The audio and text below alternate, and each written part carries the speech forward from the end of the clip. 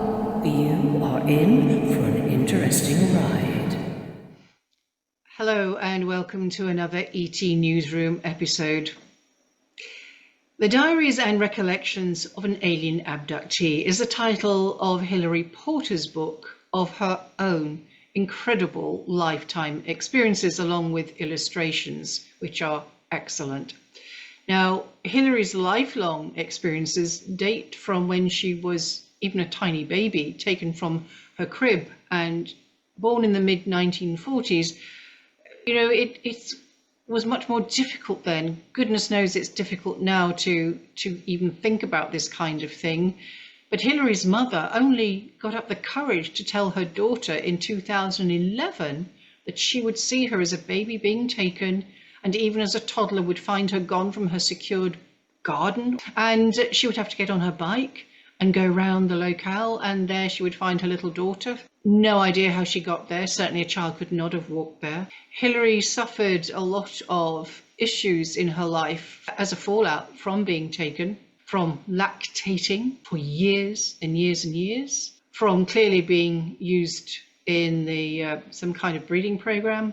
She experienced quite a variety of people from the reptilians, and she particularly remembers one grueling incident when she was in a place called Cove, C-O-V-E, in Hampshire. It's not far from where she lived now, which is Farnborough.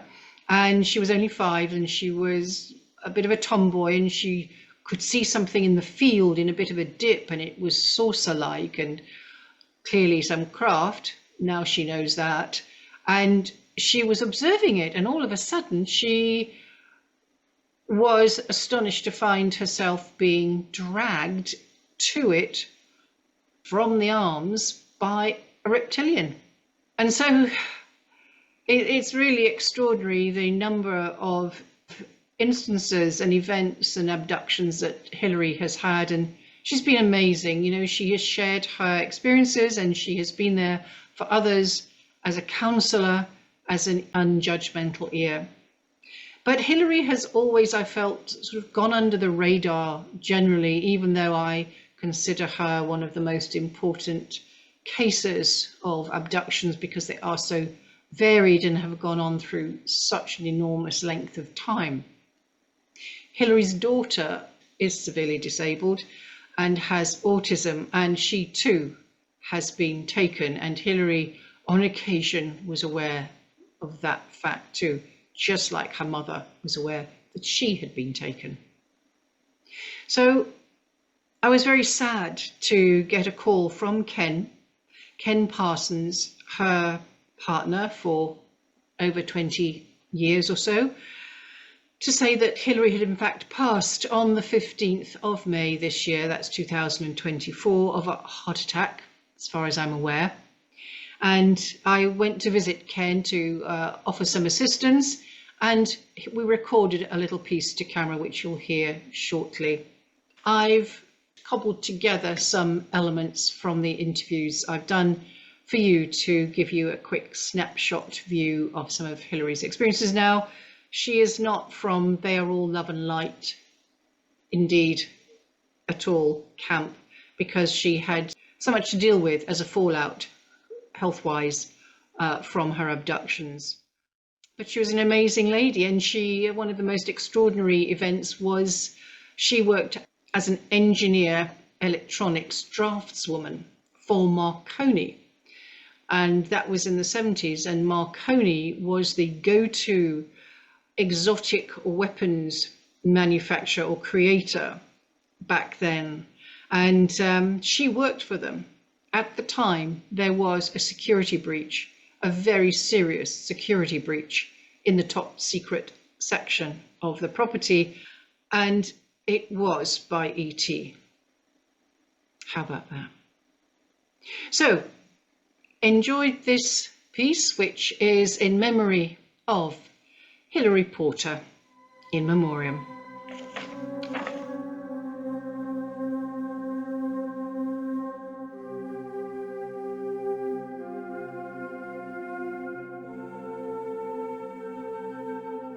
What are we looking at here?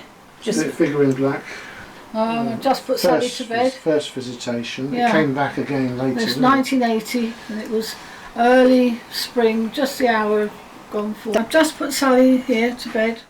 Bearing in mind that Sally and I are living on our own and that everything is shored up as well around our garden. Got fencing and high walls, and so I come rushing down after putting Sally to bed. Nice evening. I rushed into the lounge. I was going to put the TV on.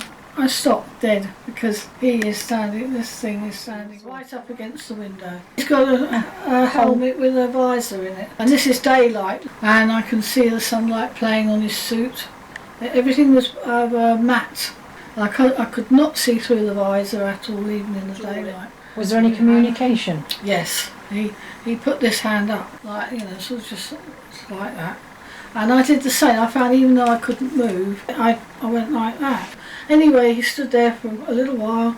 Then he didn't walk. He just slid to the wall at the back, which is about 5 feet away.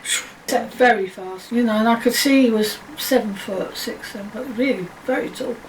And then he shot onto the steps of the garden. When he was on there, he was like 8 foot, or, he was really massive and big with it. As he stood there, he vanished, gone. And my first reaction was to rush to the window, close the curtains. I thought, Then I started to I was in shock, but I thought, no, I'm going to sit there and I'm going to draw this. 1982, November. Beverly and Sally were in the lounge. I was in the kitchen cooking. Beverly came flying out, white as a sheet, and she said, oh Hill, a huge black figure was in your window. But she said it went bang, bang, bang 3 times on the glass, and it was looking at Sally. I want to mention the health issue. This is a really important fact. But also with the hybrid child and the ovary and the egg business with the ladies, she was also lactating for years, even decades. For everybody else who's never had that experience, myself included, I do know that it can be really, really exhausting and really inconvenient, and that's the least of it. So the body is being made and forced into actions and activity that is not normal, and certainly it's not normal to be lactating for tens of years. About health and health issues, talking about being taken interdimensionally, it changed the molecular structure.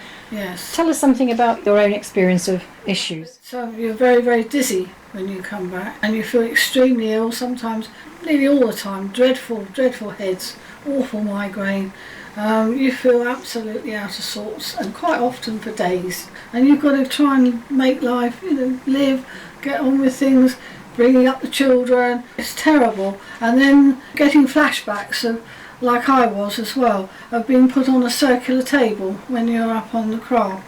And I'm absolutely splayed out. I've got no clothes on. I'm manacled here, and on my feet. And they spin this thing round, and they watch how you cope with this as well. They'll put you on something similar again, and it's got lines like electronic lit lines going down, like LEDs or something. Going along and across you. It's like they're measuring you, and they don't care whether your neck is creaked right back or any of this sort of thing. So you come back absolutely sore from head to foot, ache and bruising and scars, and it just goes on and on and on. Have you ever seen anyone else whilst you've been taken at the same time? I saw somebody in a kind of tank. In fact, I found myself in it as well a bit later. Excuse my heart a little bit. Anyway, right? Yeah, I'm fine. In this tank, they leave you suspended in this kind of gooey stuff. You're sort of lying in this stuff. It's like as though they're teaching you to breathe underwater. You honestly don't think you're going to do this, and you really are frightened. You sink into it, and you continue to breathe. And I've got flashbacks of coming in from space on a craft and going right through down into the sea, and actually going through the sea. It's sort of I don't know whether it's some kind of, it's not glass tunnel, but some kind of thing, and you're actually able to go through this to another base or something like that from the craft. But it all has an effect on your person, how you are, everything. It's awful, because I don't know what they want of you. I just don't know how much more humans could give them. They were basically the greys. They're the ones that came. This is a scenario. I'm laying in the bed. I'm right here. And a portal suddenly comes in the wall, and this figure there comes and stands over.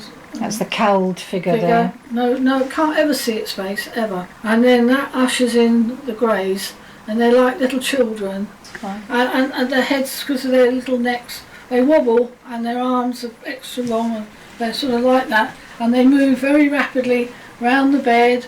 They came round to Sally's side because we shared a bed together. Then there was the mind scan. You get one that sort of separates itself out from the others, and he's prodding you from inside the bed, and you come all the way up, comes in closer and closer and closer. You think to yourself, what the hell's going on?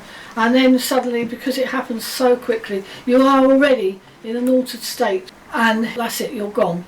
They take you and your molecular structure or whatever, you are gone, and then they bring you back. And they did it with Sally, and I could not move. I went through what my mother went through at that time, desperately trying to move, and I can't do a thing. And they put me out completely, and I know she was gone, and that's it. But these eyes look right into you, like this, right into your face, and this is what happened time and time and time and time again. It was awful. Did you notice any change in Sally after she'd been taken? Very quiet. Very quiet. She is autistic, but we didn't know then at the time. She wasn't diagnosed, but she was severely handicapped. But she was very, very quiet. And for a little child, no matter what they are, they're usually bubbly and what have you, but she wasn't. Did you see any marks or bruising or anything not on her in that body? particular time, but she has now. On one occasion she came back with a red raised bump on her leg, and I was quite worried. I thought, what's that? It just came overnight, so I took her to the doctor. Oh, he said that's nothing to worry about. Another occasion, she had this beautiful silver necklace with a star in the centre of it from her place where she goes to day centre. They said she's our little star, and the clasp is so tiny, and I can't, even with the glasses on, I can't see to do it. So I left it on, and then a good 4 months later it was here on the bed, and it was in a complete spiral, absolute perfect spiral with the star in the centre. That was telling me, yeah, we're still here, and we're still doing it, and there's because Sally couldn't do that in a million years.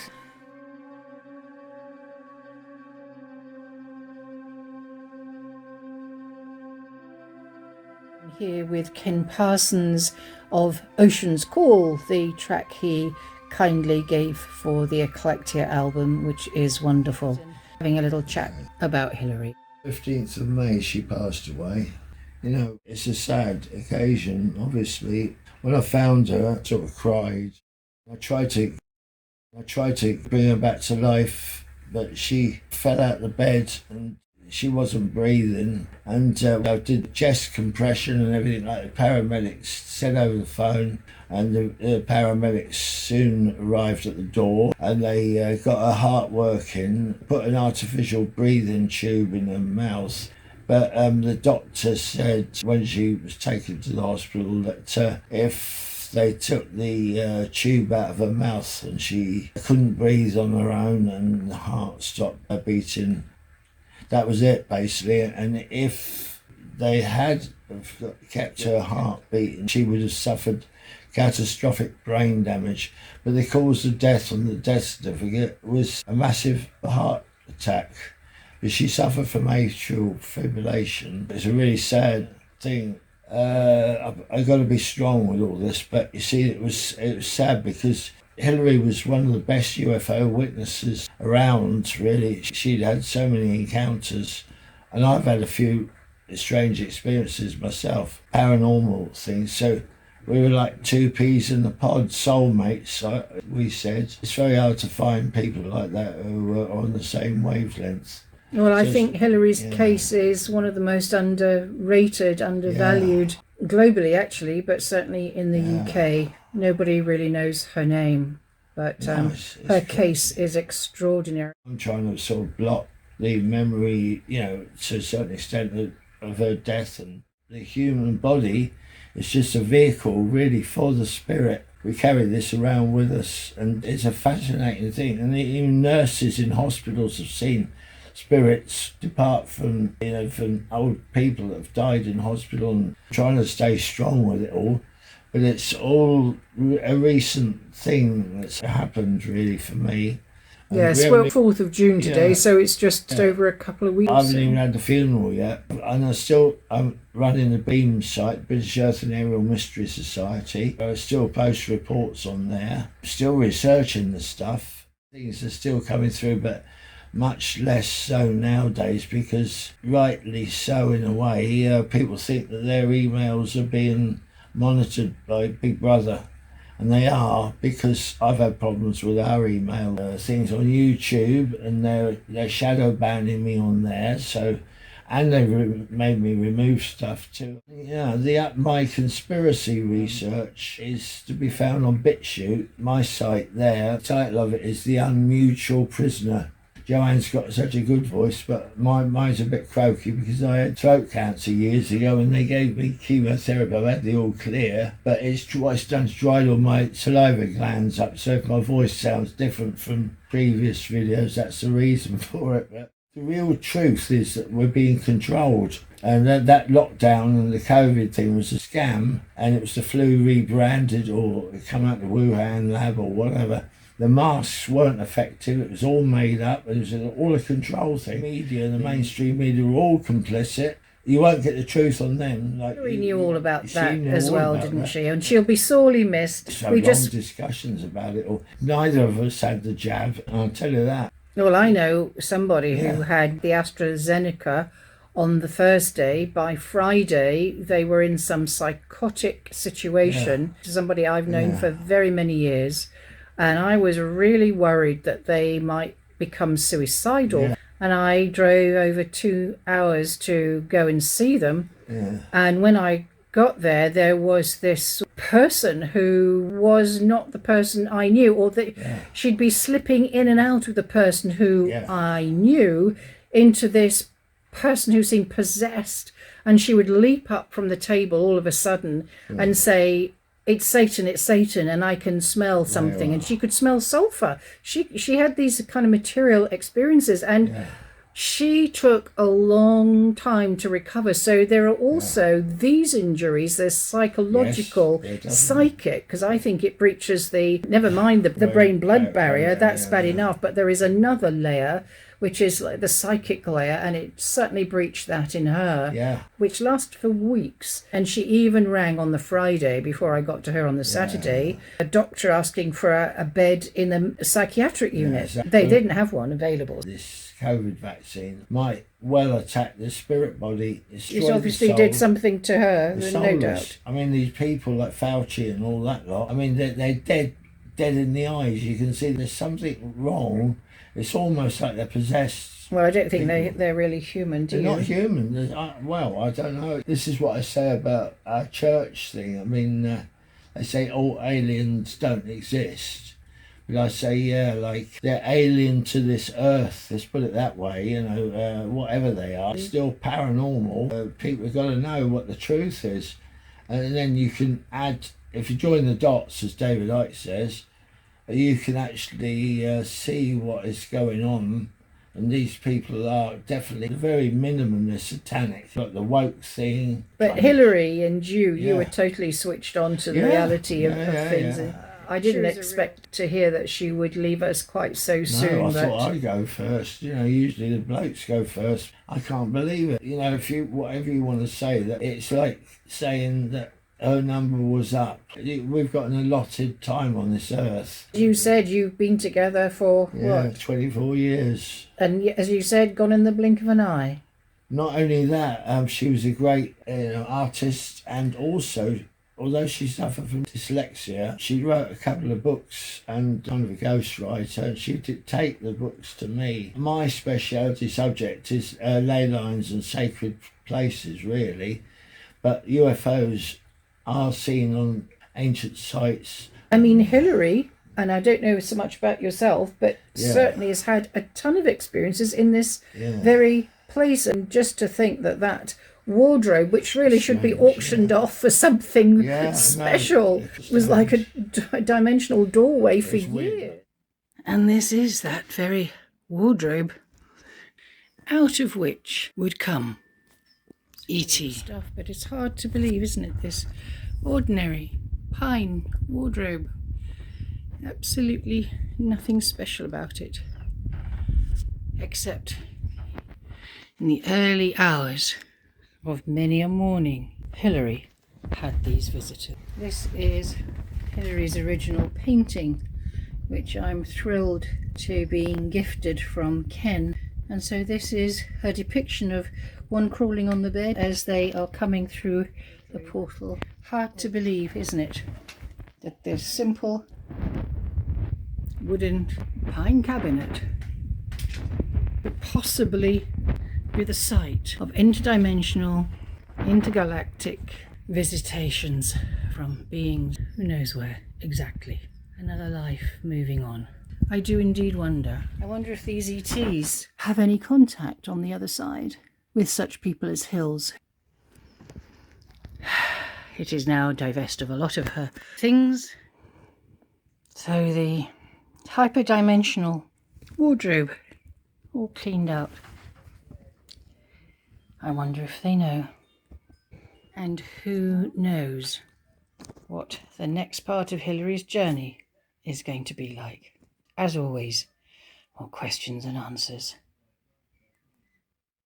Sleeping in the room, but you see, I'm not as psychic as she was. She was an abductee. I mean, they came for her a lot, didn't Well, they? there's a reason for that, you see. Why am I not abducted? But they do go for bloodlines and psychic people. She comes from a rabbinical bloodline, which was Jewish descent. I think we covered some of that in the 2 interviews I did with Hilary, which people can see. All our condolences from the ET Newsroom and all those who knew and loved Hilary and appreciated her. Catch up with you again. Yeah, okay. Really appreciate it. That's right. Over and out. My pleasure. Yeah.